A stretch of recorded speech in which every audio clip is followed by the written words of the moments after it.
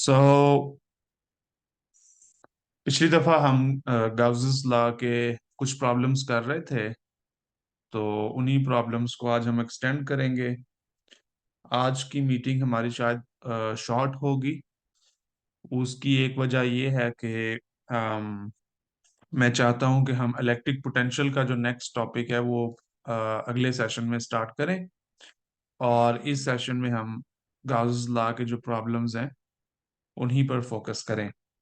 और मेरे ख्याल तीन और प्रॉब्लम्स हैं, 2.16, 2.17 और 2.18, जो गाउसेस लॉ के जरिए जिनमें हम इलेक्ट्रिक फील्ड निकालेंगे। और उसके बाद थोड़ी सी डिस्कशन जो है वो कर्ल ऑफ इलेक्ट्रिक फील्ड के ऊपर करेंगे। डेल क्रॉस ई जीरो होता है, तो उसके रिलेटेड एक प्रॉब्लम भी है 2.19 और आई थिंक 2.20। और उसके बाद फिर 2.221 जो है या 2.21 जो है वो इलेक्ट्रिक पोटेंशियल से मुतालिक प्रॉब्लम्स हैं और वो एक नया टॉपिक है। तो इलेक्ट्रिक फील्ड के जो प्रॉब्लम्स हैं वो आज हम सिर्फ करेंगे, और इलेक्ट्रिक पोटेंशियल का जो नया टॉपिक है वो फिर हम नेक्स्ट टाइम स्टार्ट करेंगे। तो स्टार्ट करते हैं। प्रॉब्लम 2.7 16 आपके सामने है। इसमें बताया, और साथ इसके फिगर 2.26 भी है जिसके बारे में ये प्रॉब्लम है।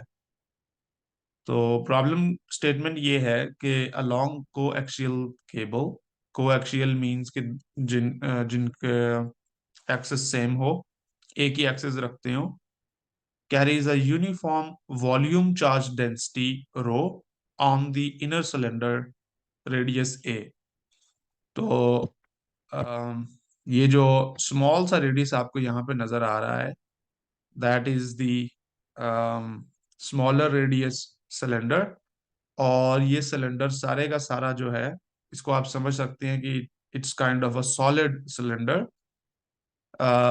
मतलब कि आप इसको जितना मर्जी ए को आप रिड्यूस कर दें, रेडियस को रिड्यूस कर दें इस सिलेंडर के, आपको चार्ज मिलता रहेगा। सो इसी वजह से इसको उसने वॉल्यूम चार्ज डेंसिटी कहा है। और ये जो स्मॉल सिलेंडर है, इसके ऊपर एक छोटा सा प्लस भी लिखा है। आई डोंट नो कि आपको नजर आ रहा है या नहीं, लेकिन अगर आपके पास किताब हो तो ज्यादा आसानी से नजर आएगा। इसका मतलब है कि जो इनर सिलेंडर है विद रेडियस ए, उसके ऊपर पॉजिटिव चार्ज डेंसिटी मौजूद है, और वो चार्ज डेंसिटी यूनिफॉर्म है। और उसके बाहर एक और सिलेंडर है जिसका रेडियस है बी, ये कैपिटल सॉरी स्मॉल बी। और इसके बारे में कहता है कि uniform surface charge density on the outer cylinder. तो जो आउटर सिलेंडर है वो सॉलिड नहीं है, वो हॉलो है, और उसकी सिर्फ सरफेस के ऊपर चार्ज पड़ा हुआ है। तो इसलिए उसने सरफेस चार्ज डेंसिटी की बात की है। So this surface charge is negative. दूसरी बात उसने ये की है कि ये नेगेटिव है। तो एक तरह से ए इनर सिलेंडर पॉजिटिव है, और आउटर हॉलो सिलेंडर जो है वो नेगेटिव चार्ज रखता है सरफेस के ऊपर। और मैग्नीट्यूड में वो दोनों बराबर हैं, such that as a whole जो हमारी केबल है is electrically neutral.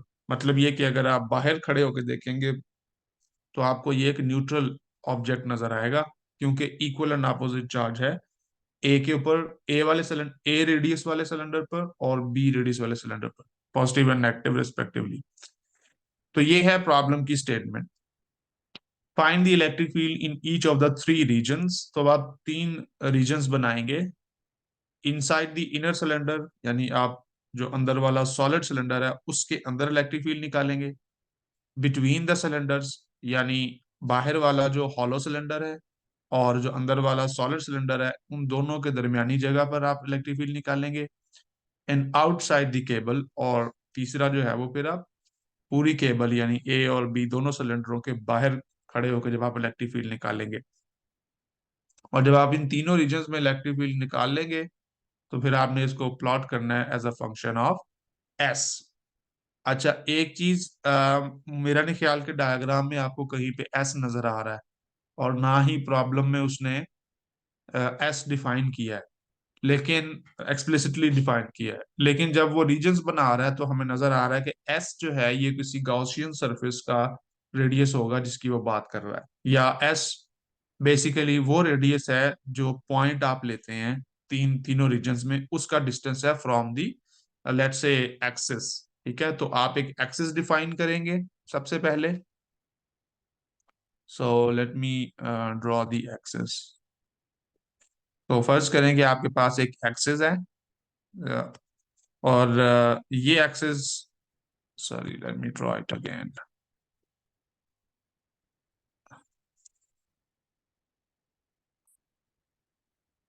So this is an axis, और ये को एक्सियल सिलेंडर्स के लिए है। तो इसका मतलब है कि दोनों सिलेंडर्स को का यही एक्सिस होगा, और इस एक्सिस से जो डिस्टेंस है किसी भी सिलेंडर का उसको हम we will consider that as.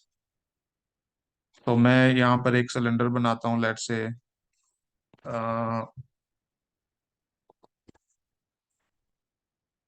एक सिलेंडर यहाँ पे बना लेते हैं, और हम कहते हैं कि इस सिलेंडर का जो डिस्टेंस है दैट इज ए। ठीक है, और एक सिलेंडर जो है वो इसके बाहर बना लेते हैं जो कि हॉलो है, और उसका हम रेडियस ले लेंगे बी। सो इस तरह की सिचुएशन है। So this yellow one is the outer cylinder, लेकिन इन दोनों का जो एक्सिस है दैट इज सेम, इसी वजह से इनको कोएक्सियल कहते हैं। अब आपने एस जो है यहाँ पर वो बेसिकली वो पॉइंट होगा जहां कहीं भी आप जिस जिस रीजन में भी आप अपना इलेक्ट्रिक फील्ड निकालना चाह रहे होंगे, राइट। थोड़ा सा मैं इसको एनलार्ज कर देता हूँ ताकि समझने में थोड़ी आसानी हो। अच्छा, अब इस सिलेंडर का पहला रीजन लेते हैं और उस पर गाजोस लॉ लगाएंगे, और गाजोस लॉ लगा के हम इलेक्ट्रिक फील्ड निकालेंगे। ये बेसिकली सिमिलर प्रॉब्लम है आई थिंक जो हमने पहले कंसेंट्रिक स्फीयर्स के बारे में किया था। So let's start. तो um, पहला रीजन है कंसीडर ए गॉसियन सरफेस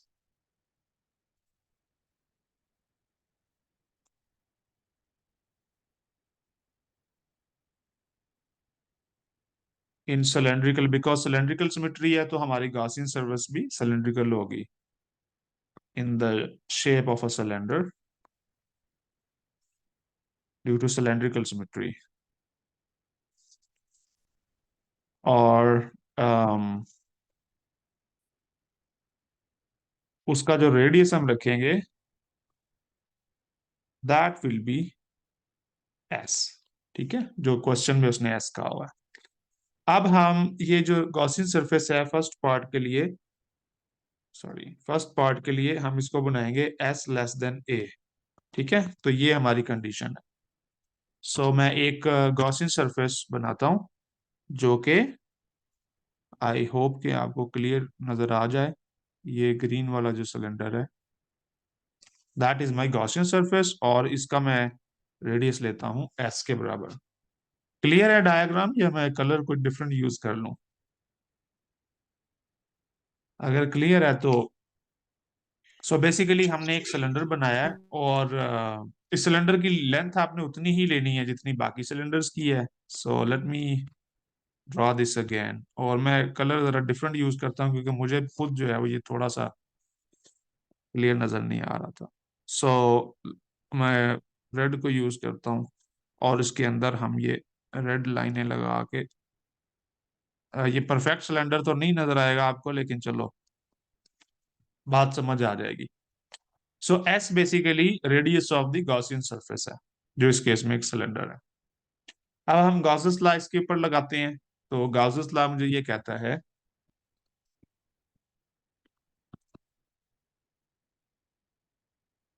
कि ई डॉट डी ए क्लोज सरफेस के लिए will be equal to 1 over epsilon naught times q enclosed by the Gaussian surface। अब लेफ्ट हैंड साइड को तो मैं बड़ी आसानी से एवेल्युएट कर लेता हूं क्योंकि यूनिफॉर्म इलेक्ट्रिक फील्ड निकलना है ऑन द गॉसियन सरफेस। वही आर्गुमेंट्स जो हम पहले लगाते आ रहे हैं। और गॉसियन सरफेस का एरिया जब आप इंटीग्रेट करेंगे तो वो एरिया ऑफ द सिलेंडर होगा। सो उसको मैं डायरेक्टली लिख सकता हूँ 2 पाई s, which is the circular circumference of the Gaussian surface, और मल्टीप्लाई बाय लेंथ। तो लेंथ को हमने डिफाइन नहीं किया था, तो मैं यहाँ पर अब लेंथ को डिफाइन कर लेता हूँ। So length of the any cylinder will be L। ठीक है। सो इसको L में यहाँ पे यूज कर रहा हूँ। ये लेफ्ट हैंड साइड हो गई। राइट हैंड साइड के ऊपर 1/एप्सिलॉन नॉट टाइम्स क्यू इनक्लोज्ड आएगा। अब क्यू इनक्लोज्ड आपने लेना है जो गॉसियन सरफेस के अंदर आ रहा है। याद करेंगे यहाँ पर हमने हमें याद है कि जो इनर सिलेंडर है वो एक सॉलिड सिलेंडर है। Inner cylinder is solid. Inner cylinder से मेरी मुराद रेडियस ए वाला जो सिलेंडर है, जो वाइट वाला सिलेंडर है हमारी डायग्राम में, वो सॉलिड है। और इसका मतलब उसके अंदर यूनिफॉर्म वॉल्यूम चार्ज डेंसिटी है। तो उसके अंदर अगर वॉल्यूम चार्ज डेंसिटी है, तो मैं अब उस ए वाले सिलेंडर में से सिर्फ उतना चार्ज एनक्लोज कर रहा हूँ गॉसियन सरफेस के अंदर जो आ रहा है। So Q enclose Gaussian surface के अंदर है। सो रेड स्फीयर के रेड सिलेंडर के अंदर जो चार्ज है that is my Q enclose. But rho is uniform for any cylinder, for any size of the Gaussian surface within the smaller cylinder या inner cylinder A। तो चूंकि रो जो है हमारे पास यूनिफॉर्म है, यूनिफॉर्म चार्ज डेंसिटी है उसके ऊपर, सो रो को तो मैं एज एज इट इज इस्तेमाल करूंगा, that is just a constant. और इसको मैं मल्टीप्लाई कर दूंगा फिर ये इंटीग्रेशन ऑफ द वॉल्यूम। सो दूसरे लफ्जों में मैं इसको इसके वॉल्यूम के साथ मल्टीप्लाई करूंगा, तो गॉसियन सरफेस का वॉल्यूम जो है that will B pi S square circular and multiply by length of the cylinder. यहां तक कोई क्वेश्चन? सिंपली मैंने ये किया है कि लेफ्ट हैंड साइड के ऊपर area of the Gaussian surface plug in किया है, और राइट हैंड साइड के ऊपर मैंने volume of the Gaussian surface को रो से मल्टीप्लाई किया, which is uniform charge density. ठीक है, volume charge density. I hope के दिस पॉइंट इज क्लियर। अब आप इसकी थोड़ी बहुत सेटिंग कर लें तो electric field is equal to क्या आ जाएगा, rho times s over 2 times epsilon. और अगर इसको मैं वेक्टर फॉर्म के अंदर लिखूं तो ये बेसिकली रेडियली आउटवर्ड पॉइंट कर रहा है। और इस केस में क्योंकि गॉसियन सरफेस एस की बात कर रहे हैं तो हम एस यूनिट वेक्टर इस्तेमाल करेंगे। सो बेसिकली अगर आप के पास एक सिलेंडर है तो उसका electric field radially outward point करता है from the axis. So this is the electric field in this region. ठीक है, एक पार्ट हमने सॉल्व कर लिया। इसके बाद सेकंड पार्ट के अंदर सिंपली आपने क्या करना है, रीजन चेंज कर देना है। अब आपका रीजन है A greater than S less than B. तो अब आप वही डायग्राम दोबारा बनाओगे सारी। और so let me make it very quickly. आपके पास एक एक्सिस होगा, और उस एक्सिस के बाहर आपका एक सिलेंडर जो है that will B solid cylinder जिसका रेडियस ए है। और उसके बाहर फिर आपका एक हॉलो सिलेंडर जिसका रेडियस जो है वो बी है। एंड देन अब आपने चूंकि रीजन लेना है ए और बी के दरमियान, सो मेरा जो गॉसियन सरफेस है वो इन दोनों के दरमियान कहीं आएगा, तो मैं यहाँ पे बना लेता हूँ। ठीक है, this is just an arbitrary point. लेकिन मुझे ये पता है कि इसका जो रेडियस है दैट विल बी एस। और अब आपको ये कंडीशन भी नजर आ रही है कि एस जो है उसकी मिकदार ए से ज्यादा है लेकिन बी से कम है, मतलब वो ए और बी के दरमियान है। अब आप याद रखें कि जो आपके गॉसियन सरफेस है वो इनसाइड द आउटर सिलेंडर है। ठीक है, तो गॉसियन सरफेस या गॉसियन सिलेंडर चलें कह लें, contains the solid sphere, right? Contains the solid, sorry sphere नहीं है, सिलेंडर है, solid cylinder with radius a.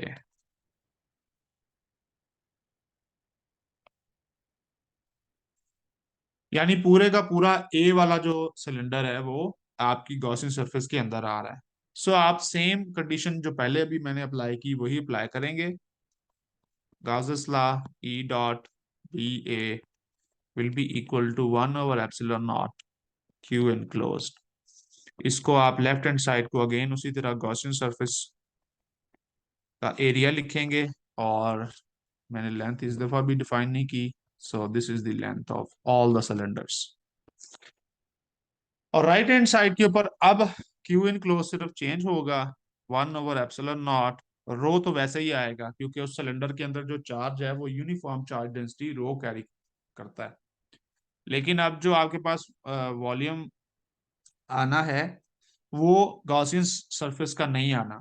क्योंकि गॉसियन सरफेस जो है वो ए वाले सिलेंडर से बाहर पड़ी हुई है. तो जब आप ए वाले सिलेंडर के ऊपर रहते हैं तो आपके पास चार्ज होता है. लेकिन जो ही आप ए वाले सिलेंडर को छोड़ते हैं तो आपके पास चार्ज नहीं होता. क्यों? क्योंकि हमें प्रॉब्लम में बताया गया है कि ए और बी के दरमियान खला है, कोई चार्ज वहां पे मौजूद नहीं है. सो लिहाजा मैं अब जब यहाँ पे राइट हैंड साइड पे वॉल्यूम लिखूंगा, ठीक है ना, यहाँ पे मैंने डीवी, तो अब मैं गाउसियन सरफेस का वॉल्यूम नहीं लिखूंगा. अब मैं लिखूंगा वॉल्यूम ऑफ वॉल्यूम जिसके अंदर चार्ज पड़ा हुआ है. और जिस वॉल्यूम के अंदर चार्ज पड़ा हुआ है वो रेडियस ए वाला सिलेंडर है, वो रेडियस एस वाला सिलेंडर नहीं है. सारा एस वाला सिलेंडर चार्ज से नहीं भरा हुआ. ए वाला सिलेंडर जो है सॉलिड सिलेंडर वो चार्ज से भरा हुआ है. सो लिहाजा मैंने उसी का वॉल्यूम लिखना है. अगर आप इसको पूरा लिखना भी चाहें तो आप इंटीग्रेशन को डिवाइड कर लें दो हिस्सों में, जीरो से ए और ए से एस.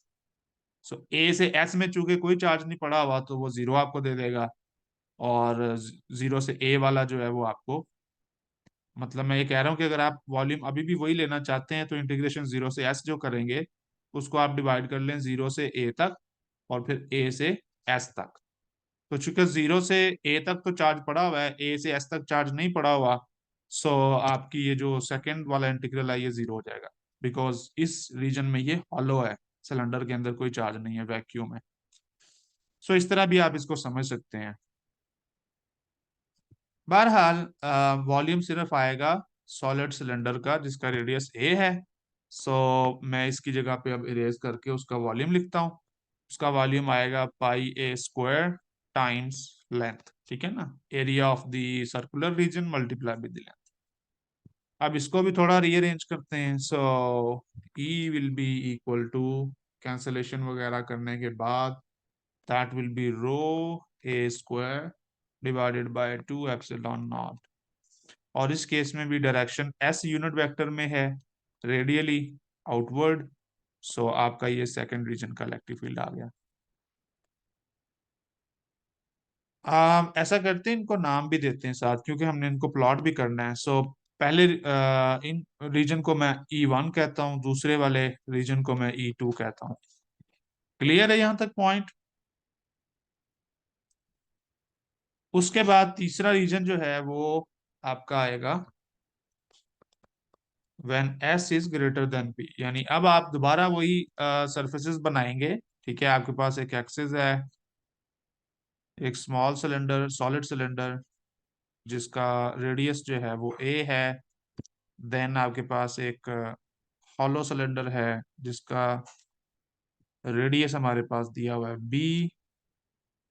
अब चूंकि एस जो है वो ग्रेटर देन बी है, सो ये उससे बाहर आएगा हमारा Gaussian surface. So this is the Gaussian surface. और इसलिए मैंने इसको बाहर बनाया. सो यहाँ पे एस आ जाएगा. एंड देन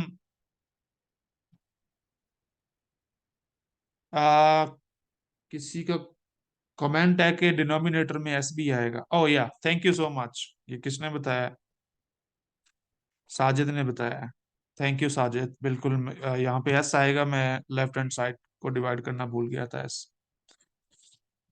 तो थर्ड रीजन में हमने देखा कि एस ग्रेटर देन बी है, सो गॉसियन सरफेस का जो रेडियस है वो एस है और उसको हमने बी से बड़ा लेना है। तो अब आप देख रहे हैं कि टोटल सिलेंडर बी और ए दोनों थे कोएक्सियल सिलेंडर्स, वो दोनों जो है वो गॉसियन सरफेस के अंदर आ गए।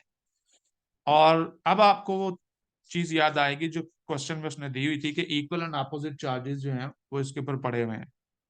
मतलब ये कि जो आउटर सिलेंडर था, लेट मी गो बैक, यहाँ पे देखें उसने ये बात की हुई है ना कि आउटर सिलेंडर के ऊपर नेगेटिव चार्ज है और इनर सिलेंडर के ऊपर इक्वल इन मैग्नीट्यूड है लेकिन पॉजिटिव चार्ज है।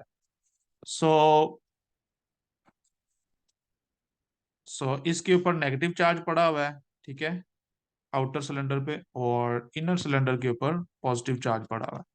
और चूंकि ये इक्वल इन मैग्नीट्यूड है और आपकी गॉसियन सरफेस के अंदर ये दोनों पड़े हुए हैं, so equal and opposite charge आपको टोटल चार्ज जीरो देगा।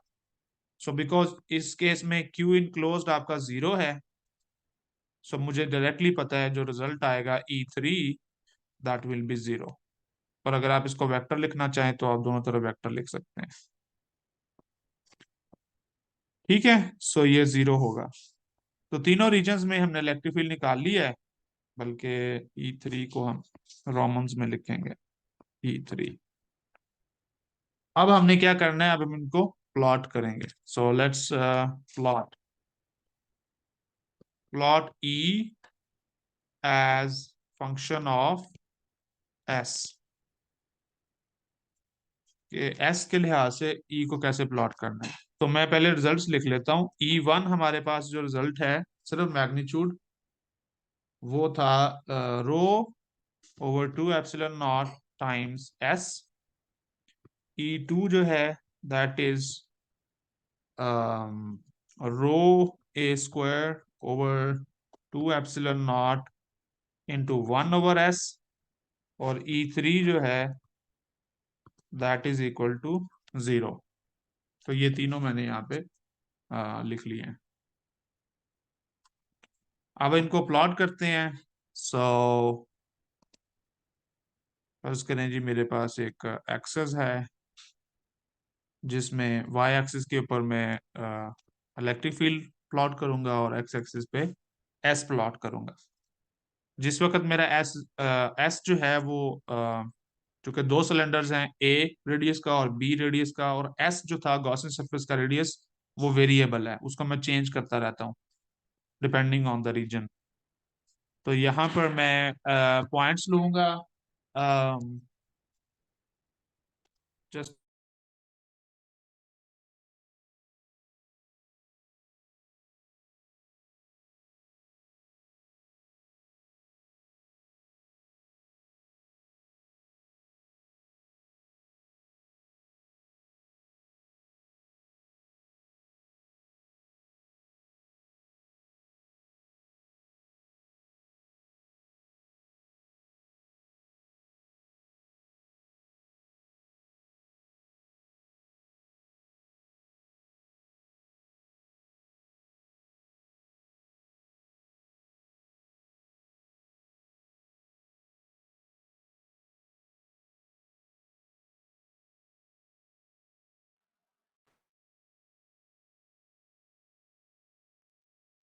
सॉरी, मैं जरा पानी पीने लग गया था। तो ये हमारे तीनों रीजन्स हैं। पहले हम जीरो से ए तक जाते हैं, ठीक है। तो इसमें क्या था, एस जीरो से ए तक है। दूसरे रीजन में क्या है, एस ए से बी तक है। तीसरे रीजन में क्या है, एस ग्रेटर देन बी है। तो यहाँ पर मैं पॉइंट्स बना लेता हूँ। क्योंकि हम जीरो से स्टार्ट कर रहे हैं, यहाँ पे कहीं पे मैं ए लेता हूँ, और चूंकि उसके बाद कहीं पे बी है, एंड सो ऑन। तो जब मैं जीरो से ए के दरमियान हूँ, तो अब आप गौर करें तो एस के लिहाज से जो इलेक्ट्रिक फील्ड है वो लीनियरली वेरी कर रहा है। यानी E is proportional to s, s हमारा वेरिएबल है, रो भी कांस्टेंट है, यूनिफॉर्म चार्ज डेंसिटी, और एप्सिलॉन नॉट भी कांस्टेंट है। So E is proportional to s, इसका मतलब लीनियरली वेरी वेरी कर रहा है। सो जीरो से ए तक जो मेरा इलेक्ट्रिक फील्ड है वो कुछ इस तरह से जाएगा, ठीक है। This is the linear relation. अब दूसरा रीजन आ जाता है जिसमें ए से बी के दरमियान है, वहां पे आप देखें 1/s से वेरी कर रहा है, विच मीन्स के इट्स इनवर्सली प्रोपोर्शनल। तो ये इनवर्सली प्रोपोर्शनल को मैं ड्रा करूंगा थोड़ा सा, एंड देन जो ही आप बी से बाहर निकलते हैं तो आपका जो टोटल इलेक्ट्रिक फील्ड है वो जीरो हो जाता है। सो यहाँ से ये बिल्कुल नीचे गिरेगा बी पर, क्योंकि जीरो हो गया, एंड देन फिर अगले सारे टाइम के लिए ये जीरो ही रहेगा। So that is the plot of your electric field. Alright, किसी का कोई सवाल है इसमें तो आप पूछ लें, अदरवाइज मैं नेक्स्ट प्रॉब्लम पे चलूंगा। रिवाइज कर देता हूँ थोड़ा सा। कोएक्सियल सिलेंडर्स थे। ए जो है इनर सिलेंडर वो एक सॉलिड सिलेंडर है with positive charge, outer cylinder एक हॉलो सिलेंडर है विद नेगेटिव चार्ज। आपने गॉसियन सरफेस तीन डिफरेंट रीजन्स में रखी है। पहले आपने उसको ए के अंदर रखा तो आपका इलेक्ट्रिक फील्ड लीनियरली वेरी कर रहा है, यूनिफॉर्म चार्ज डेंसिटी थी वहाँ। फिर आपने गॉसियन सरफेस को ए और बी के दरमियान रखा है, वहाँ पे इनवर्सली प्रोपोर्शनल है electric field with respect to radius of the Gaussian surface. और तीसरा रीजन में फिर आपने गॉसियन सरफेस से बाहर रखा है, और चूंकि इनर और आउटर सिलेंडर पे इक्वल एंड अपोजिट चार्ज है, सो इनक्लोज चार्ज जीरो हो जाता है और इलेक्ट्रिक फील्ड भी जीरो हो जाता है। एंड देन हमने इन तीनों रीजन्स को प्लॉट कर लिया है, जिसमें हमने वाई एक्सिस के ऊपर इलेक्ट्रिक फील्ड लिया है और एक्स एक्सिस के ऊपर वेरिएबल लिया है which is S, arbitrary radius. इसमें किसी का कोई क्वेश्चन नहीं है तो फिर हम नेक्स्ट प्रॉब्लम पे चलते हैं। नेक्स्ट प्रॉब्लम आपको नजर आ रहा है कि ये प्रॉब्लम 2.17 है। इसमें कहता है an infinite plane slab of thickness 2D। तो स्लैब जो है वो दिखाई गई है यहाँ पे डायग्राम के अंदर भी। सो लेट मी, ओके, तो ये एक स्लैब है और इसकी थिकनेस जो है वो 2D है, और इसके उसको हमने इस तरह से सेट किया हुआ है कि ये एक्स वाई और जी एक्सिस का जो ओरिजिन है वो इसके कहीं दरमियान में कहीं पे आ रहा है। बट चूंकि ये इन्फिनिट है सो डजेंट मैटर कि आप कहाँ पे ओरिजिन लेते हैं। इन्फिनिट स्लैब का मतलब ये है कि आप किसी भी पॉइंट को मिड पॉइंट कह सकते हैं। बहरहाल इस, और ये सॉलिड है, again carries a uniform volume charge density, ठीक है ना, तो पूरी ये चार्ज की बनी हुई है। Find the electric field as a function of y. तो ये प्रॉब्लम में उसने स्पेसिफाई कर दिया है कि आपने इलेक्ट्रिक फील्ड निकालना है as a function of Y, और Y is equal to zero जो है एट द सेंटर है। सो वाई से मुराद यहाँ वाई एक्सिस ही है, और ये कोई पॉइंट भी यहाँ पे दिया हुआ है जिसको मैं ले सकता हूँ as some arbitrary distance from zero, और उसको नाम दिया उसने वाई का। Plot E versus Y, calling E positive when it points in the positive y direction and negative when it points in the negative y direction. So अगर electric field positive y की तरफ है तो उसको हम positive electric field कहेंगे, और अगर नेगेटिव y की तरफ है तो उसको हम नेगेटिव इलेक्ट्रिक फील्ड कहेंगे। अच्छा, इस प्रॉब्लम को सॉल्व डायरेक्ट भी किया जा सकता है गॉसेस लॉ लगा के, और बहुत सिंपल प्रॉब्लम बन जाएगा। तो पहले चले मैं गॉसेस लॉ से करता हूँ। मैं इसको दो मेथड से करूंगा, लेकिन first let's use the Gauss's law. Gauss's law के मुताबिक मैं एक गॉसियन सरफेस ड्रा करूंगा, ठीक है। सो लेट मी, वो गॉसियन सरफेस में क्या करता हूँ कि यहाँ पर मैं एक सिलेंडर के तौर पे ड्रा करता हूँ, और मुझे पता है कि ये सिलेंडर जो है ये स्लैब के अंदर है, और इसका डिस्टेंस जो है सेंटर से वो वाई है, और इसका दूसरा सिरा जो है वो मैं बाहर नहीं ले रहा, मैं सिर्फ इस वाली साइड पे इसको ले रहा हूँ। चूंकि यहाँ पर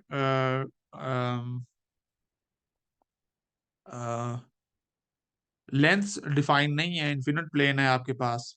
सो लिहाजा जब मैं एरिया वगैरह लिखूंगा तो मैं उसके लिए जनरल सिंबल इस्तेमाल करूंगा। So E dot A D A will be equal to 1/एप्सिलॉन not Q enclosed by the Gaussian surface. Same arguments, symmetry की वजह से ई जो है वो इंटीग्रल से बाहर आ जाएगा, एंड देन एरिया की जगह पे अब मैं कोई जनरल सा लफ्ज इस्तेमाल कर लेता हूँ ए, ठीक है। That is just the area of the Gaussian surface. Is equal to 1/ε0 times q enclosed निकालना है। अब क्यू इन क्लोज डिपेंड करेगा कि आप की जो आपकी जो लेंथ है वाई, जो हमने गॉसियन सरफेस वाले सिलेंडर की, या मेरे ख्याल पिल बॉक्स भी ले सकते हैं यहाँ पे, उसकी लेंथ है। और जब आप उसके अंदर रहते हैं तो सारी चार्ज डेंसिटी आपकी उसके अंदर आ रही होती है। और चार्ज अगर मैं लिखना चाहूँ तो मैं लिखूंगा rho times volume of the Gaussian surface, और उसके लिए मैं क्या लिखूंगा, area times distance from the origin, जो वाई हमने यहाँ पे लिया हुआ। एंड देन अगर आप इसको सॉल्व करें तो E will be equal to that will be equal to a y, a तो कैंसिल हो गया, so y rho over epsilon not. और चूंकि इलेक्ट्रिक फील्ड वाई सिमत में है, सो लिहाजा मैं इसके ऊपर वेक्टर का निशान डालता हूँ और वाई यूनिट वेक्टर लिख लेता हूँ। सो this is the electric field कि जब आप अपनी स्लैब के अंदर हैं। सो दूसरे लफ्जों में y mod is less than d. यानी अगर 2D व्यू देखें तो कुछ इस तरह की सिचुएशन है। यानी अगर मैं 2D में रह के इसको देख रहा हूँ, यानी इस साइड से देख रहा हूँ, इस साइड से मैं देख रहा हूँ, तो सिचुएशन कुछ इस तरह की नजर आएगी कि ये मेरा वाई एक्सिस है और ये मेरा ओरिजिन है, या y इज इक्वल टू 0 है, this is y, this is minus y। तो जो ये वाली कॉर्नर होगा, this corner will be up to the length d, और ये वाला जो कॉर्नर होगा this will be up to the length minus d। तो ये जो y mod less than d है, इसका मतलब है कि ये जो y है आपका, ये माइनस d और d के दरमियान है। ठीक है, तो उस रीजन में इलेक्ट्रिक फील्ड इस तरह से आएगा। अब अगर आप इस स्लैब से बाहर निकल जाते हैं, यानी आपका जो पॉइंट है वो यहाँ पे कहीं पे आप ले लेते हैं, या दूसरी साइड में आप यहाँ पे कहीं पे ले लेते हैं, तो उस केस में हम क्या करेंगे, और आउटसाइड द स्लैब आप अगेन गॉसेस लॉ ही लगाएंगे। So E dot d a integral will be equal to 1/ε0 q enclosed. और इस केस में चूंकि आपका जो, let me write the left hand side first, area उसी तरह से आ जाएगा आपका a, and right hand side पे अब यहाँ पे आपने क्या करना है, रो टाइम्स वॉल्यूम लिखना है। इस वॉल्यूम के अंदर चार्ज पड़ा हुआ है, चूंकि स्लैब के बाहर तो चार्ज नहीं पड़ा हुआ, सो लिहाजा आपकी यहाँ पे टोटल, जब जब आप डिस्टेंस लिखेंगे तो आप आर्बिट्रेरी डिस्टेंस वाई नहीं लिखेंगे जैसे हमने पहले लिखा था, बल्कि आप वो डिस्टेंस लिखेंगे जिसके ऊपर चार्ज पड़ा हुआ है। और वो डिस्टेंस जो है वो डी डी बनता है फ्रॉम द ओरिजिन। यानी चार्ज सिर्फ और सिर्फ यहाँ तक मौजूद है ना, जब आप इससे बाहर निकलते हैं, इस साइड से अगर आप बाहर निकलते हैं, या इस साइड से आप बाहर निकलते हैं, तो आपके पास कोई चार्ज वहां पे मौजूद नहीं है।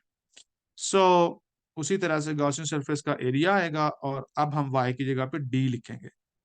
सो यहाँ से जो मेरा आंसर आ जाएगा, that will be electric field is equal to d rho over epsilon naught, and then y hat, अगर इसको वेक्टर फॉर्म के अंदर लिखें। So this is my electric field when y is larger than d, मतलब आप उस slab से बाहर निकल गए। तो ये हमने प्रॉब्लम तो सॉल्व कर लिया सिंपल। लेकिन इसी प्रॉब्लम को सॉल्व करने का एक और इंटरेस्टिंग मेथड है जो मैं यहाँ पे करना चाहता हूँ, जस्ट ये बताने के लिए कि समटाइम्स आप पहले से यूज हुए प्रॉब्लम्स को भी इस्तेमाल कर सकते हैं। सो अल्टरनेट मेथड,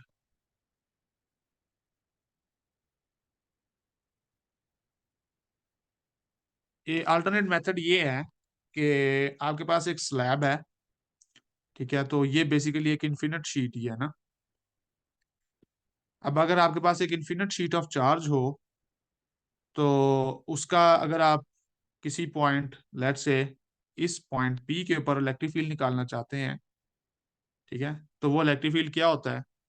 सो प्रीवियसली हमें पता है कि हमने गॉसेस लॉ को शायद एफएससी वगैरह में इस्तेमाल करके, या बीएस में ही कहीं पे इस्तेमाल किया हो। तो इलेक्ट्रिक फील्ड निकाला हुआ है कि हमें पता है ये इलेक्ट्रिक फील्ड होता है 2/ε0। ठीक है, और चूंकि इस सिमत को मैंने वाई एक्सिस बोला था, सो जब मैं इसको वेक्टर फॉर्म में लिखूंगा तो ये वाई हैट आएगा। अब ये है अगर आपके पास एक शीट ऑफ चार्ज हो, ठीक है, इन्फिनिट शीट ऑफ चार्ज हो। सो बेसिकली ये जो स्लैब है आपकी, जो प्रॉब्लम में स्लैब दी हुई है, that is many many sheets of charges. तो सिंपली आप क्या करेंगे कि आप इसी शीट ऑफ चार्ज वाले इलेक्ट्रिक फील्ड को वॉल्यूम की फॉर्म में लिख देंगे, वॉल्यूम चार्ज डेंसिटी की फॉर्म में लिख देंगे। तो अगर मैंने सिग्मा को वॉल्यूम रो बनाना हो तो कैसे बनाएंगे? याद रखेंगे जो लेफ्ट साइड पे सिग्मा है वो है सरफेस चार्ज डेंसिटी, तो चार्ज पर यूनिट एरिया। और राइट हैंड साइड पे है volume charge density, charge per unit volume. तो वॉल्यूम को एरिया में कन्वर्ट करना है। तो अगर नीचे वॉल्यूम आ रहा है तो मैं इसको किसी लेंथ के साथ मल्टीप्लाई कर दूंगा, और इस केस में वो लेंथ क्या आएगी? वो शीट की थिकनेस आएगी, क्योंकि मैंने इस शीट को एक्सटेंड किया है अप टू 2D।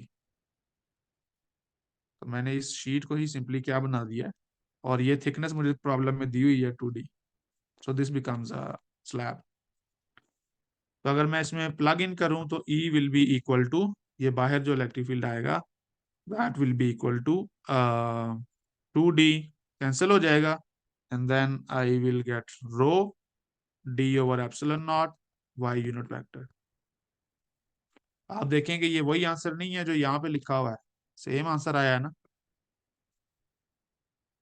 तो डायरेक्टली इंटीग्रल्स लगाने की बजाय अगर आपको प्रीवियस रिजल्ट्स पता है और एक ऐसी प्रॉब्लम आपके पास आ गई है जिसकी सिमेट्री आपको पता है, क्योंकि इस केस में इन्फिनिट शीट वाली सिमेट्री वाला प्रॉब्लम आपने किया हुआ है, so you can simply use that and extend it to infinite slab as well.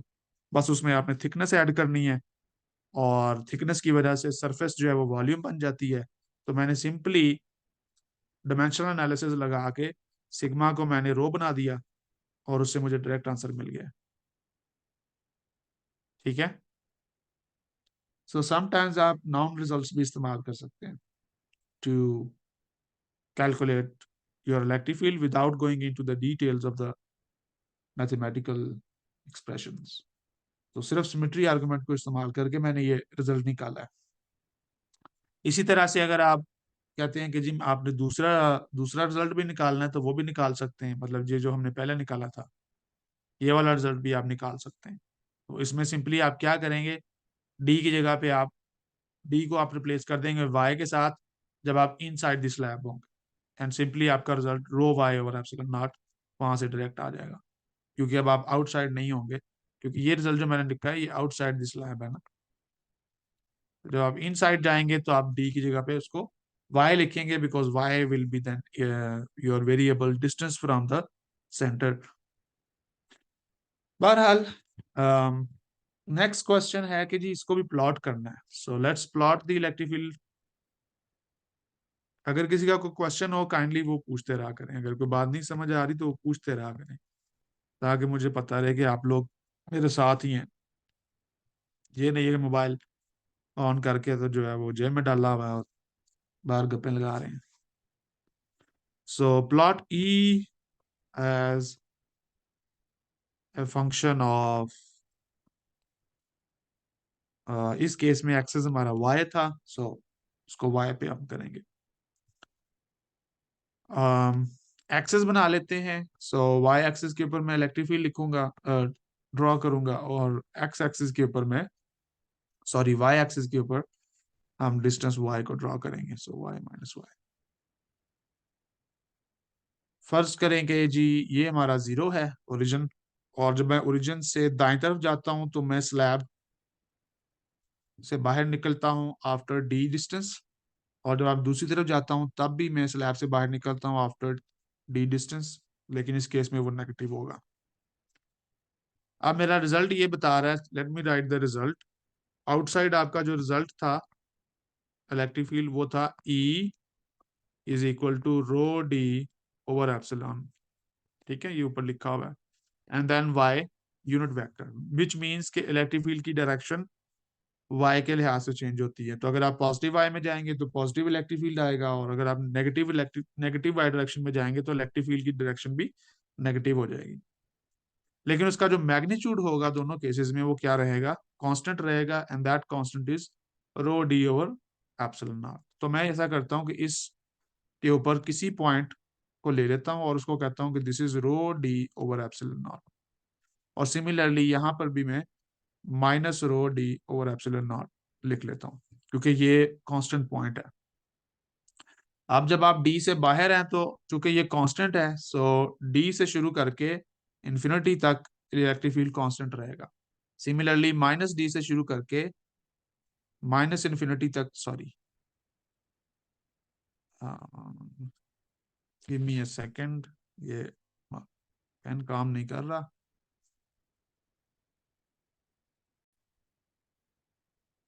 Let me share the screen again, I hope कि इस दफा ये काम करेगा। सो हाँ, कर रहा है।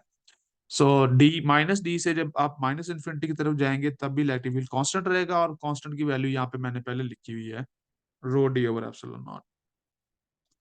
एंड देन माइनस डी और डी के दरमियान क्या होता है, तो इन साइड हमने देखा था electric field E was equal to rho d over epsilon naught, and then sorry rho y over epsilon naught, y है। तो इस केस में क्या होगा, जब आप पॉजिटिव एक्स वाई एक्सिस की तरफ जाएंगे तो इलेक्ट्रिक फील्ड इंक्रीज होगा लीनियरली विद वाई, ठीक है ना, ई इज प्रोपोर्शनल, तो मैग्नीट्यूड जो है वो वाई के प्रोपोर्शनल है, और डायरेक्शन डिपेंड करती है वाई एक्सिस पे। विच मीन्स कि जब आप जीरो से डी तक जाएंगे तो आपका electric field positive y axis की तरफ बढ़ेगा, और जब आप जीरो से माइनस डी की तरफ जाएंगे तो electric field negative y axis की तरफ बढ़ेगा। सो ये जो येलो लाइन है ये आपके इलेक्ट्रिक फील्ड को डिस्क्राइब कर रही है। This is the plot of electric field as a function of y. Alright, so हमारा मकसद पूरा हो गया। Any question on this one?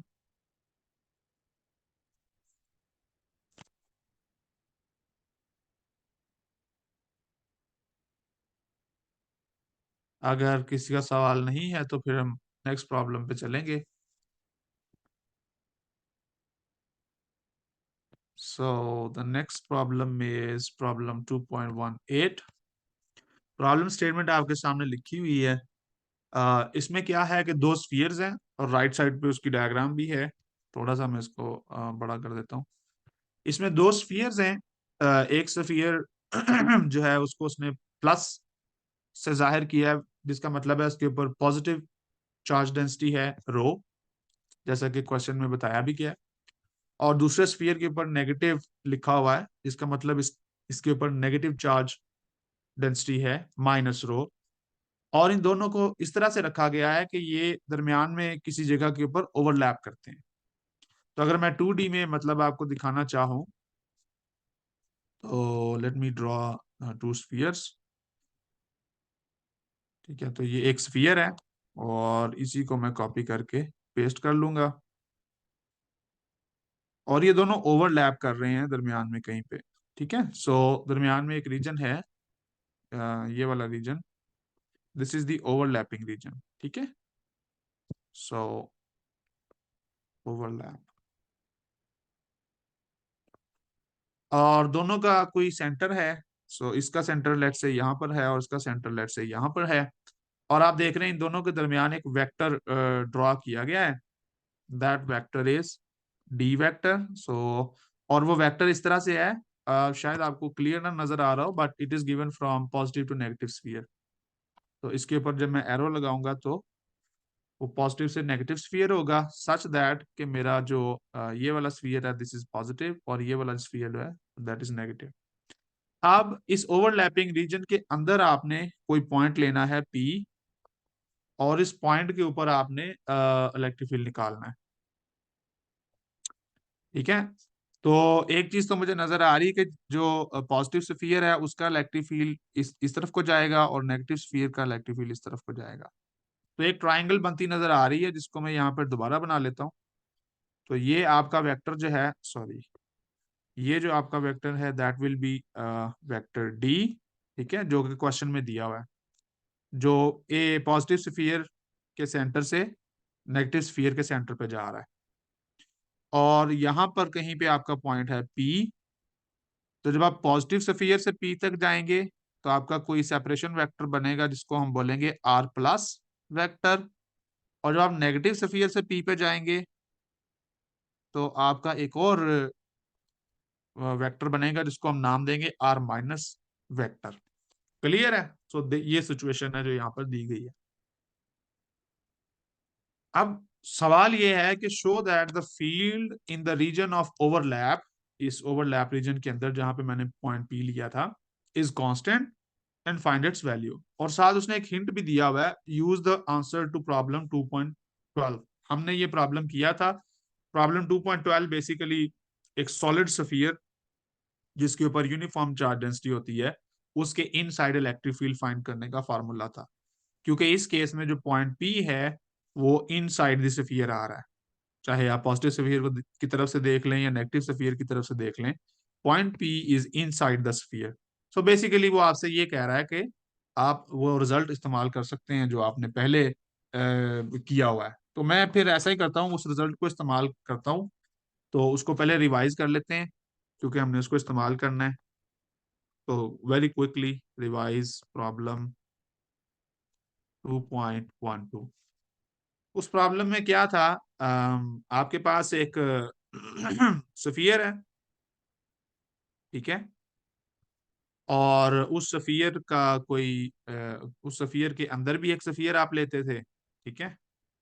So let me take a small sphere which will be the Gaussian surface inside this sphere, ठीक है। और इसकी मैं कलर इसका चेंज कर लेता हूँ। Let's take this colour. तो ये जो पिंक वाला है that is the Gaussian surface, और इनका सेंटर यहाँ पे है। सो पिंक वाले का जो डिस्टेंस है from the centre that is small r, और जो बड़े वाले का है, जो ओरिजिनल सफियर है, उसका कैपिटल आर है। और इसके ऊपर यूनिफॉर्म वॉल्यूम चार्ज डेंसिटी है। सो गॉसेस लॉ लगाएंगे। गॉस लॉ कहता है कि इलेक्ट्रिक फील्ड टाइम्स और ई डॉट डी ए, ठीक है ना, वही वाली बात। तो डी ए जो है वो मुझे गॉसियन सरफेस का एरिया देगा 4 pi r square, and then 1/एप्सिलॉन नॉट टाइम्स क्यू इनक्लोज्ड। इस केस में जो क्यू इनक्लोज्ड आएगा that will be 4/3 pi r cube times rho, ठीक है ना, rho times volume, volume of the Gaussian surface. और अगर आप इसको थोड़ा बहुत सॉल्व कर लें तो आपका आंसर आएगा ρr/3 एप्सिलॉन नॉट, और साथ आ जाएगा r unit vector. This is the electric field. तो ये है रिजल्ट जिसको वो कह रहा है इस्तेमाल कर लें आप। इस रिजल्ट को मैं अब इस्तेमाल करूंगा। This is the electric field inside a solid sphere, ठीक है, inside the solid sphere.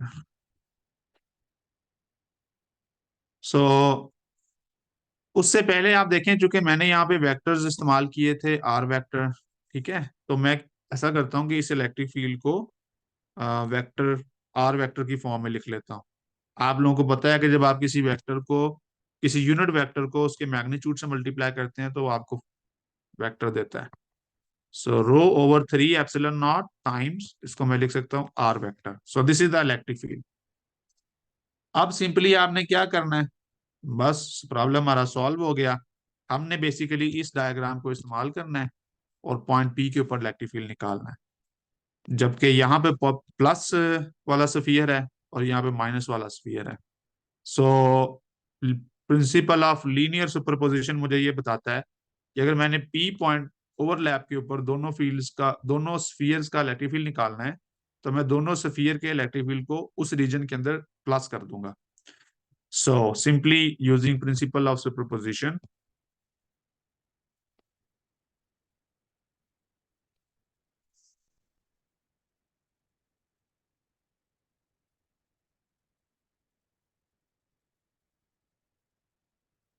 total electric field inside the overlap region,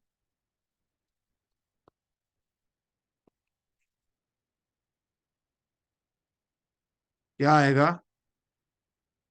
चलो मैं वो डायग्राम दोबारा बना लेता हूँ। तो अगर मैं पॉजिटिव सफियर वाला इलेक्ट्रिक फील्ड ले रहा हूँ तो उसका डिस्टेंस था प्लस वेक्टर पॉइंट पी तक। सो ई वेक्टर आ जाएगा, पहला मैं लिख रहा हूँ रो ओवर 3 एप्सिलॉन और आर प्लस वेक्टर प्लस, अब मैं ले रहा हूँ दूसरे वाला जो नेगेटिव सफियर था उसका इलेक्ट्रिक फील्ड इस पॉइंट माइनस से होगा। चूंकि वो आपको नजर आ रहा है कि अपोजिट है, या दूसरे लफ्जों में उसकी चार्ज डेंसिटी नेगेटिव है, सो उसके साथ एक माइनस साइन आएगा and then r minus vector आ जाएगा। So this is the total electric field in the overlap. थोड़ा सा इसको और सॉल्व कर लेते हैं। Rho over 3 epsilon naught common है and then r plus minus r minus आ जाएगा। अब आप वेक्टर एनालिसिस इस्तेमाल करें, वेक्टर अलजेब्रा, तो आर प्लस और आर माइनस को ऐड करेंगे, सॉरी सब्ट्रैक्ट करेंगे, तो आपके पास ये वेक्टर आएगा डी वेक्टर। ठीक है ना? आपको नजर आ रहा है कि जब मैं डी को, ठीक है, इस वाले वेक्टर को इस वाले वेक्टर में ऐड करूं तो मुझे तीसरा वेक्टर मिलेगा, head to tail rule. So d plus r minus gives me r plus. So इसका मतलब है कि d is equal to r plus minus r minus. So आपका इलेक्ट्रिक फील्ड आंसर आ गया रो ओवर 3 एप्सिलॉन नॉट, और इसको मैं बोलूंगा D vector. So this is your answer. Problem solve. Clear है? सो यहाँ पे फिर वही मिसाल जो मैंने पिछले प्रॉब्लम में आपको करके दिखाई थी कि आपके पास जब कोई ऐसा प्रॉब्लम आता है जो थोड़ा सा कॉम्प्लिकेटेड है, मतलब ये दो सफियर आ गए, तो उससे घबराना नहीं होता। आपने चूंकि सिंगल सफियर वाली सिमेट्री को पढ़ा हुआ है, गॉसेस लॉ उसका किया हुआ है, सो आप उसी को इस्तेमाल करेंगे एंड देन आप कॉम्प्लिकेटेड प्रॉब्लम के ऊपर को रिड्यूस कर लेंगे टू सिंपल सिमेट्रिक प्रॉब्लम्स, और उनके रिजल्ट्स चूंकि आपको पहले पता होते हैं, सो you can easily solve that. तो ये दोनों मिसालें जो पहले मैंने स्लैब की और ये स्फीयर वाली, इससे आपको गॉसेस लॉ की पावर भी पता चल रही है कि आप कितनी डिफरेंट कॉम्प्लिकेटेड सिचुएशन में, मतलब 4 सफियर्स भी आप ले सकते थे, आप स्लैब और सफियर को मिक्स कर सकते थे, तो डिफरेंट प्रॉब्लम्स के अंदर आप गॉसेस लॉ को इस्तेमाल कर सकते हैं by reducing your complicated problem into simple problems. Any question up to this point?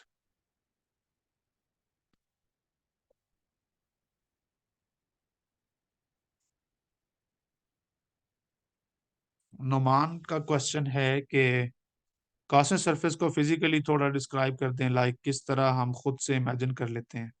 Gaussian surface physically कोई चीज नहीं है। There is no such thing as a physical Gaussian surface. Gaussian surface एक मैथमेटिकल सरफेस है, ये एक tool है जो आपको इंटीग्रेशन में मदद देता है। क्योंकि आपका इलेक्ट्रिक फ्लक्स बेसिकली जो होता है that is given bye E dot A, right? Electric field vector dot product with area vector, और फ्लक्स जो है उससे फिर आप गॉसेस लॉ में इस्तेमाल करते हैं। क्योंकि आपको इंटीग्रेशन करनी होती है, तो इंटीग्रेशन करने के लिए हम एक इमेजिनरी सरफेस, इमेजिनरी से यहाँ मुराद ये है कि एक मैथमेटिकल सरफेस आप बनाते हैं और बाद में इंटीग्रेशन करके आप उससे जान छुड़ा लेते हैं। मिसाल के तौर पे बात समझाने के लिए, अगर आप पिछले प्रॉब्लम में जाएं जहाँ पे हमने जो पहला प्रॉब्लम आज किया था एस वाला, ये वाला प्रॉब्लम देखें। अच्छा, इस प्रॉब्लम में मैंने जो गॉसियन सरफेस है वो अपने प्रॉब्लम के हिसाब से सिलेक्ट की है। तो इसका ये मतलब नहीं है कि वो फिजिकली वहां पे मौजूद है। जो फिजिकली यहाँ पे मौजूद चीज है वो सिलेंडर ए रेडियस और सिलेंडर बी रेडियस है, that is physically given, charge उनके ऊपर पड़ा हुआ है। एस सरफेस जो है इसके ऊपर कोई चार्ज नहीं पड़ा हुआ, इसीलिए जब आप एस सरफेस पे चार्ज निकालते हैं तो आप उसको चेंज करते हैं अकॉर्डिंग टू द सिचुएशन, और यही वो चीज है जिसको आपने क्यू इनक्लोज्ड कहा हुआ है, और enclosed by the Gaussian surface. ठीक है? सो एक तरह से गॉसियन सरफेस के बारे में आप ये नहीं कह सकते कि ये कोई फिजिकल सरफेस है, ये एक मैथमेटिकल टूल है। इसकी खूबसूरती ये है कि चूंकि आपका जो फ्लक्स है, let me go to the next slide. आपका जो इलेक्ट्रिक फ्लक्स होता है F phi E, ये आपने निकालना होता है और इसी के अंदर इलेक्ट्रिक फील्ड दिया हुआ है, बल्कि क्लोज सरफेस भी नहीं है, सिंपल इंटीग्रल है। तो बेसिकली आप यहाँ पर एक इंटीग्रेशन लेना चाह रहे होते हैं, ठीक है।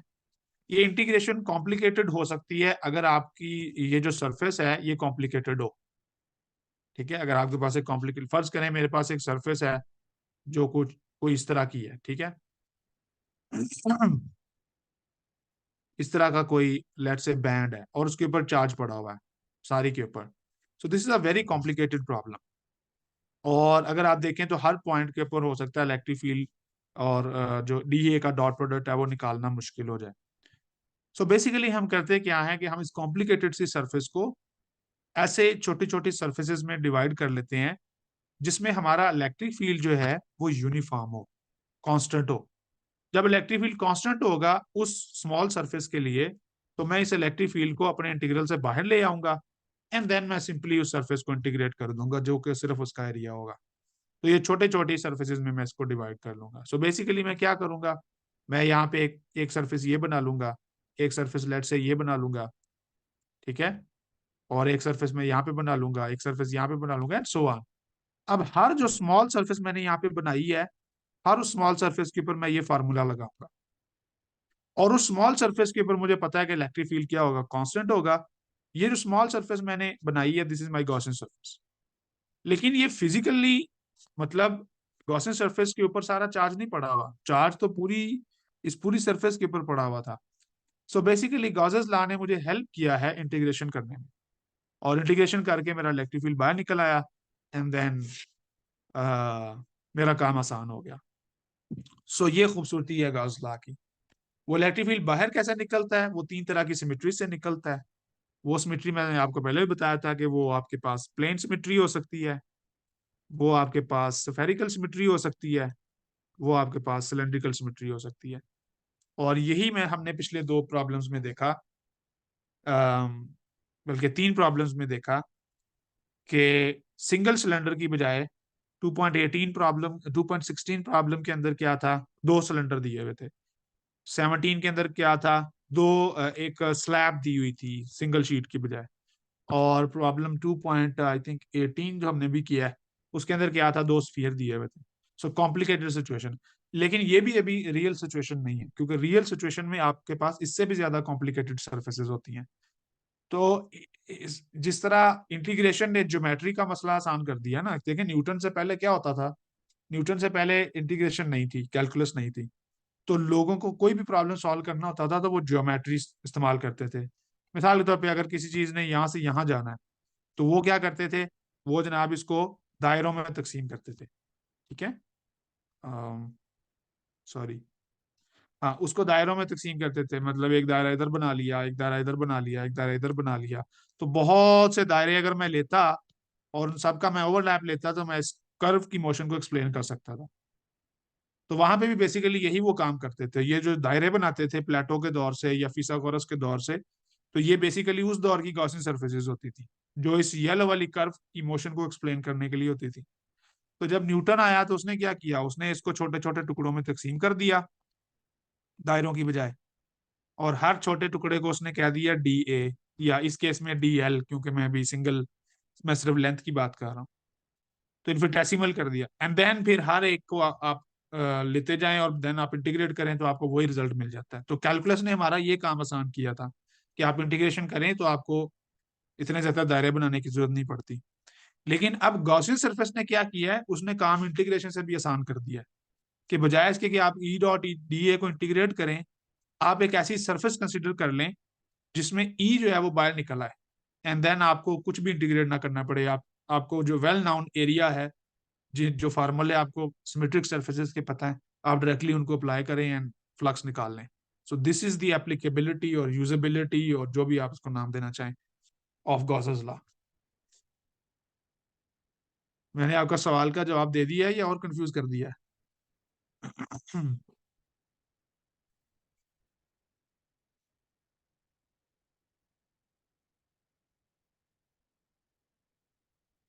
किसी और का कोई क्वेश्चन? अगर नहीं है तो थोड़ी सी डिस्कशन जो है वो अब हम कर्ल ऑफ इलेक्ट्रिक फील्ड के ऊपर कर लेते हैं। इसकी डिस्कशन करने की वजह जो है वो ये है कि कर्ल ऑफ ई कि जब हम गॉसेस लॉ पढ़ रहे थे, चले मैं यहाँ साइड पे लिख देता हूँ। तो गॉसेस लॉ की हमने दो फॉर्म्स पढ़ी थी। एक होती है इंटीग्रल फॉर्म और एक होती है डिफरेंशियल फॉर्म। तो इंटीग्रल फॉर्म में गॉसेस लॉ को किस तरह लिखा जाता था? E dot d a surface integral is equal to 1/एप्सिलॉन नॉट टाइम्स क्यू इनक्लोज्ड। और इसकी जो डिफरेंशियल फॉर्म थी वो क्या थी? Del dot E equals rho over epsilon naught. ये मैंने वॉल्यूम के लिए लिखा है, where rho is the charge distribution. तो ये जो सेकंड फॉर्म है इसके अंदर ये जो डेल डॉट ई है इसको बोलते हैं divergence of E. Divergence of E. तो वेक्टर कैलकुलस में यही दो बुनियादी चीजें होती हैं जिनको आप बार बार देखेंगे फिजिक्स के अंदर। आपके पास एक वेक्टर होगा जिसकी आप डाइवर्जेंस निकालेंगे और उसी वेक्टर फील्ड की आप अ, उसका कर्ल भी निकालेंगे।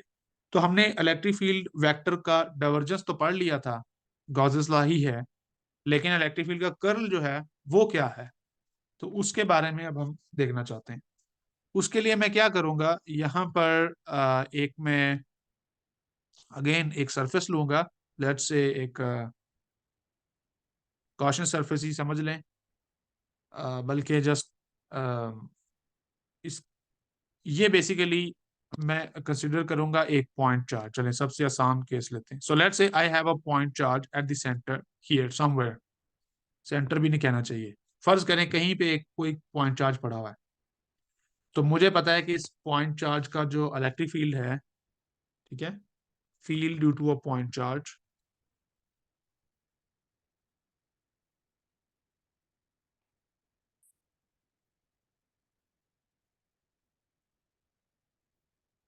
वो आप गॉसेस लॉ लगा के निकाल सकते हैं। उसके लिए मैं एक सरफेस यहाँ पे लूंगा which is spherical surface, and then आप अगेन गॉसेस लॉ लगाएं। सारा ये मेरे ख्याल हमने पहले भी किया हुआ है। एंड देन आप फर्ज करें कि उस सरफेस का जो रेडियस है that is given by r. सही है। सो लेट्स से इसका आर है। तो इलेक्ट्रिक फील्ड की वैल्यू जो आएगी at any point on the surface of this sphere will be equal to 1/4 pi epsilon naught q over r square r hat। ये आपने पहले पढ़ा हुआ है, इसको आप पॉइंट चार्ज का इलेक्ट्रिक फील्ड भी कहते हैं, लेकिन आप इसको इमेजिन कर सकते हैं कि ये electric field basically Gauss's law से निकलता है, where this sphere is a Gaussian surface. ठीक है, ये प्रॉब्लम हमने किया हुआ है पहले। सिंपली आप क्या करते हैं, E dot 4 pi r square लिखेंगे and then 1/4 pi epsilon naught q लिखेंगे। सो डायरेक्टली वहां से आपको ये आंसर नजर आ रहा है। ये मैंने गॉसेस लॉ लगा के आपको दिखाया।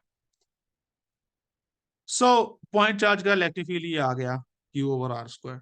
अब मैंने निकालना क्या है, कर्ल ऑफ ई। तो पॉइंट चार्ज मैंने इसलिए लिया कि सबसे आसान केस होता है पॉइंट चार्ज का। So let's find curl of E. So curl of E basically del cross को कहते हैं। जब आप किसी वेक्टर वेक्टर के साथ डेल क्रॉस लगाते हैं तो वो कर्ल बनाता है, and that is equal to क्या आएगा,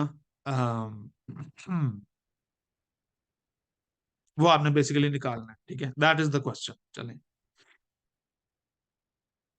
अच्छा, कर्ल ऑफ ई निकालने के लिए मैं एक और चीज इस्तेमाल करता हूँ। एक तरीका तो ये है कि आप डायरेक्टली जो है ना, ई आपको दिया गया है, आप उसका कर्ल ले लें, आप उसके साथ डेल क्रॉस लगा लें, और ये होगा आपका प्रॉब्लम 2.9। ठीक है, प्रॉब्लम 19, सॉरी, प्रॉब्लम 2.19 के अंदर आप डायरेक्टली ये चीज करेंगे कि आप use value of electric field, और ये प्रॉब्लम आपने खुद करना है, use value of electric field, और उससे आप ये सॉल्व करेंगे प्रॉब्लम कि डेल क्रॉस ई क्या है। सिंपली आपने करना ये है कि ये ई आपको दिया गया यहाँ पर, इस ई को आपने यहाँ पे प्लग कर देना है, और del cross r hat over r square type की चीज आएगी। और उसका फिर आप उसको आपने कैलकुलेट करना है। सो बेसिकली आपका जो टास्क है that is to calculate del cross r hat over r square. ये आपका टास्क है, ये आपने कैलकुलेट करना है। और ये भी मेरा ख्याल ग्रिफिथ ने किसी प्रॉब्लम में किया हुआ है, otherwise it's a very well known result. लेकिन लेट मी गो फर्दर। ठीक है, तो ये आपने प्रॉब्लम 2.19 में खुद इसको कर लेना है। It's just a vector vector algebra, मतलब डेल क्रॉस लेना है आपने। मैं इसको कैसे करूंगा? मैं इसको करूंगा यूजिंग स्टोक्स थ्योरम, जो कि मुझे आसान लगता है। सो यूजिंग स्टोक्स थ्योरम,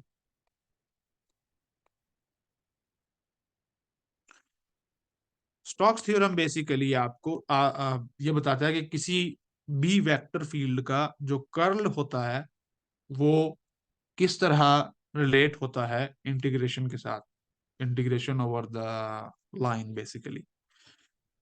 सो स्टोक्स थ्योरम की स्टेटमेंट ये होती है कि अगर अगर आपके पास कोई लाइन इंटीग्रल है, सो लेट से मेरे पास एक वेक्टर है ए और उसका मैं लाइन इंटीग्रल लेता हूँ डीएल, तो वो इक्वल आता है volume integral of the curl of A. So this is the statement of Stokes theorem. बस ये है कि इस केस में मेरा जो ए है वो ई है, ठीक है, वेक्टर जो है वो, उसको मैंने इलेक्ट्रिक फील्ड वेक्टर लिया हुआ है। एंड देन डेल क्रॉस ई यहाँ पे भी आ जाए। क्लियर हो गया? और स्टोक्स थ्योरम लगाने के लिए मुझे कोई लेना पड़ेगा, लिमिट भी लेनी पड़ेगी। सो ए टू बी अगर मैं लिमिट लेता हूँ तो वो यहाँ पे भी आ जाएगी। और यहाँ पे चूंकि ये वॉल्यूम इंटीग्रल है तो यहाँ पे सही लिखा है मैंने, I hope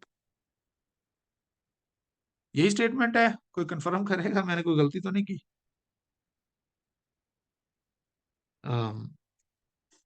I think so यही है।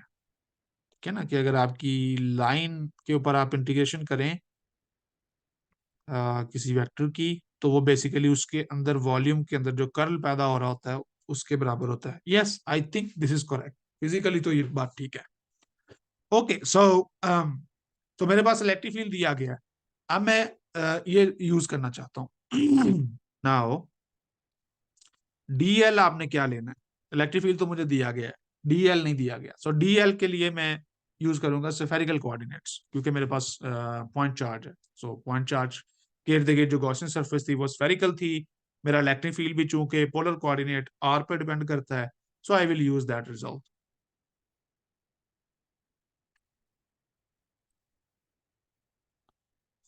सॉरी, क्या सारे म्यूट हो चुके हैं? फंसी मुझे नहीं समझ आई।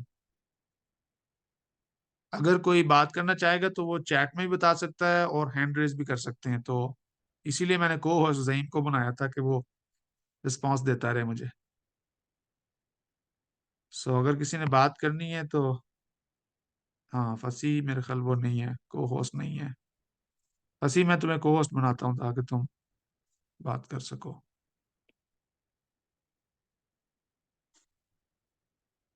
हाँ, कोई कमेंट है फंसी? ना, thank you, I was just saying कि ठीक है जो लिखा है okay, Stokes thank you. Theorem. हाँ, thank you. Okay, so spherical coordinate इस्तेमाल करने हैं हमने। So d l will be equal to, क्या होता है, डी आर और डी थीटा। ये नोटेशन आप लोगों को पता है कि मैंने क्या लिखा है? ये बेसिकली वेक्टर को लिखने का तरीका है ना, उसके तीन कंपोनेंट। मसलन मैंने ये लिखा हुआ है कि d r r hat plus r d theta theta hat plus r sine theta e phi phi hat. So ये लिखा हुआ है। और मेरा इलेक्ट्रिक फील्ड जो है वो दिया गया है 1/4 pi epsilon naught q over r square r hat. तो जब आप डॉट प्रोडक्ट लेंगे ई डॉट डी एल, तो डॉट प्रोडक्ट के रूल्स आपको याद हैं। आर डॉट आर मुझे 1 देगा और r dot theta and r dot phi 0 देगा। So this will be just 1/4 pi epsilon naught q over r square d r. And then मैंने इसको इंटीग्रेट करना है। सो नेक्स्ट स्टेप में मैं इसको इंटीग्रेट करूंगा एंड लेट्स से मैं इसको इंटीग्रेट करता हूं over a closed surface and that is equal to 1/4 pi epsilon naught. चलें पहले ए टू बी ले लेते हैं क्योंकि मैंने ए टू बी लिया था। Q over r square integrate करेंगे d r from zero sorry from A to B, some point A to some point B। और ऑलराइट सो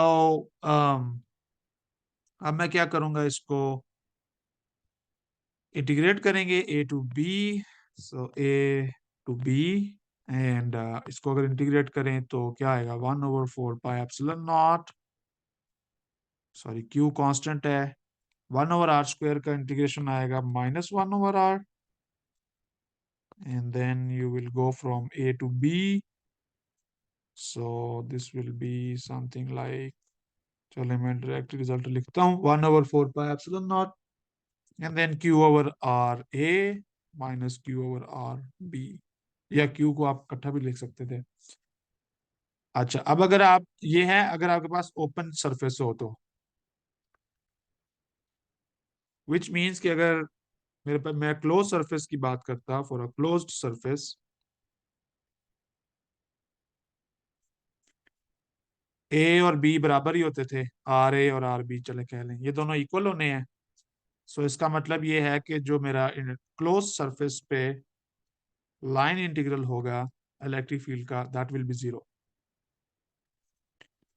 और बाय स्टोक्स लॉ या bye Stokes theorem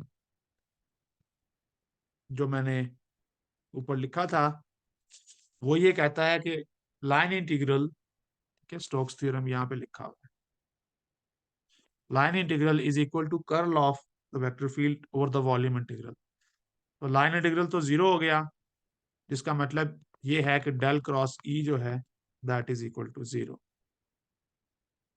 zero vector लिखना चाहिए बहरहाल, लेकिन चलो खैर है। So this is the curl of electric field. और ये बड़ा अहम रिजल्ट है। इसका मतलब ये है कि जो कर्ल ऑफ इलेक्ट्रिक फील्ड है दैट इज जीरो।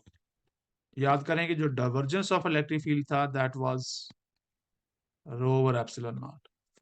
और डाइवर्जेंस जीरो तब होगी अगर आपके पास कोई सोर्स चार्ज ना हो, मतलब अगर मैं रो को जीरो लूं तो तब डेल डॉट ई जीरो होगा, ठीक है। लेकिन अगर आपका रो जीरो नहीं है, अगर किसी जगह पे आपका कोई सोर्स चार्ज पड़ा हुआ है तो वहां पे आप इलेक्ट्रिक फील्ड की डाइवर्जेंस को जीरो नहीं कह सकते, लेकिन जो कर्ल ऑफ इलेक्ट्रिक फील्ड है वो आपके पास जीरो ही आता है। और this is a very important result. इसको हम यूज करेंगे स्पेशली जब आप पोटेंशियल थ्योरी बनाएंगे, यानी इलेक्ट्रिक पोटेंशियल को स्टडी करेंगे, तो वहां पे इसकी आप ज्यादा इंपॉर्टेंस देखेंगे, because del cross E equal to zero आपको किसी सिमेट्री के बारे में बता रहा है, और ये सिमेट्री होती है गेज गेज फ्रीडम देती है ये सिमेट्री आपको। इसका मतलब ये होता है कि आप इलेक्ट्रिक फील्ड को किसी भी स्केलर फंक्शन का ग्रेडियंट ले सकते हैं। सो जब हम पोटेंशियल इलेक्ट्रिक पोटेंशियल को स्टडी करेंगे तो वहां पे आप देखेंगे कि this is very important result. एक और बात ये है कि अगर अगेन सुपरपोजिशन प्रिंसिपल ये कहता है कि अगर आपके पास एक चार्ज की बजाय, क्योंकि मैंने ये सिंगल पॉइंट चार्ज के लिए किया है, एक से ज्यादा पॉइंट चार्जेस होते हैं तो फिर क्या होता, एक से ज्यादा पॉइंट चार्जेस होते हैं तो फिर उसी तरह आप पहले उनका इलेक्ट्रिक फील्ड निकालते सबका by adding all the electric fields of all the point charges and then आप सबका डेल क्रॉस करते तो वो इंडिविजुअली जीरो होता है। सो लिहाजा कोई भी आपके पास स्टैटिक चार्ज डिस्ट्रीब्यूशन होगी तो उसका इलेक्ट्रिक फील्ड आपके पास, उसका जो कर्ल है वो हमेशा जीरो होगा। मैं अगेन इस वर्ड पे सॉरी एम्फेसाइज करना चाहूंगा कि मैं इलेक्ट्रोस्टैटिक की बात कर रहा हूँ, विच मीन्स कि जब भी आपके पास एक स्टैटिक चार्ज डिस्ट्रीब्यूशन होगी, अगर आपके पास एक स्टैटिक चार्ज डिस्ट्रीब्यूशन किसी जगह पड़ी हुई है तो उसका जो कर्ल ऑफ इलेक्ट्रिक फील्ड है दैट विल बी जीरो। और ये बात अगर किसी वक्त हम मैक्सवेल इक्वेशंस पढ़ेंगे तो वहां पे आपको फिर नजर आएगी कि जब आप इलेक्ट्रोस्टैटिक से इलेक्ट्रोडायनामिक्स पे जाएंगे, यानी जहां पे आपका चार्ज डिस्ट्रीब्यूशन जो है वो करंट बन जाएगा, मतलब चार्ज डिस्ट्रीब्यूशन स्टैटिक नहीं रहेगी, तो तब आपका डेल क्रॉस ई जो है वो जीरो नहीं होगा, बल्कि आपको राइट हैंड साइड के ऊपर एक सोर्स टर्म नजर आएगी, जो आपने शायद मैक्सवेल इक्वेशंस में कभी देखी भी हो।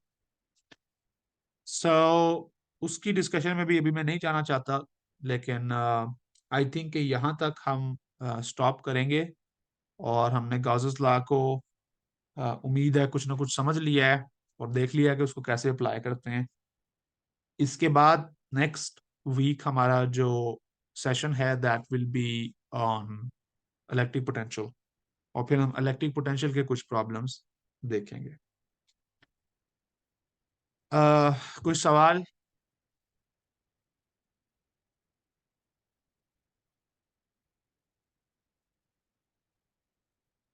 कोई डिस्कशन?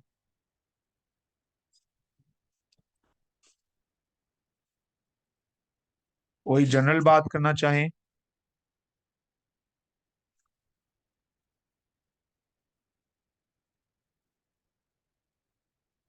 अगर कुछ नहीं है तो फिर मीटिंग को ख़त्म करते हैं।